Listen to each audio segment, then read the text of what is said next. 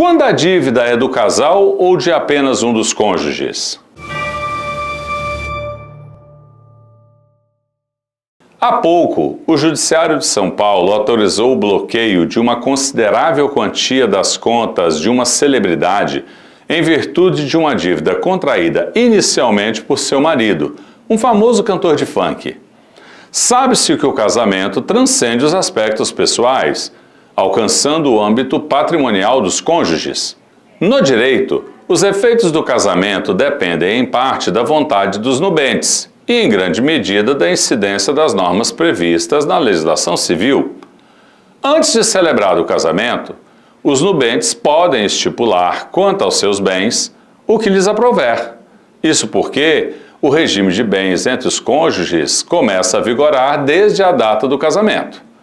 As regras relativas ao regime de bens entre os cônjuges estão previstas do artigo 1639 ao artigo 1688 do Código Civil, que contemplam a comunhão parcial, a comunhão universal, a participação final nos aquestos e a separação de bens. É justamente o regime de bens escolhido pelo casal que define se a dívida contraída na constância do casamento será de ambos os cônjuges ou de apenas um deles. As dívidas contraídas por um dos cônjuges, independentemente de autorização do outro, para comprar, ainda que a crédito, as coisas necessárias à economia doméstica e para obter por empréstimo as quantias que a aquisição dessas coisas possa exigir, obrigam solidariamente ambos os cônjuges. No regime da comunhão parcial, a administração do patrimônio comum compete a qualquer dos cônjuges. Assim, as dívidas contraídas no exercício da administração obrigam os bens comuns e particulares do cônjuge que os administra, e os do outro na razão do proveito que houver auferido. Entretanto, os bens da comunhão respondem pelas obrigações contraídas pelo marido ou pela mulher para atender aos encargos da família, às despesas de administração e às decorrentes de imposição legal. Mas as dívidas contraídas por qualquer dos cônjuges na administração de seus bens particulares ou em benefício destes não obrigam os bens comuns do casal.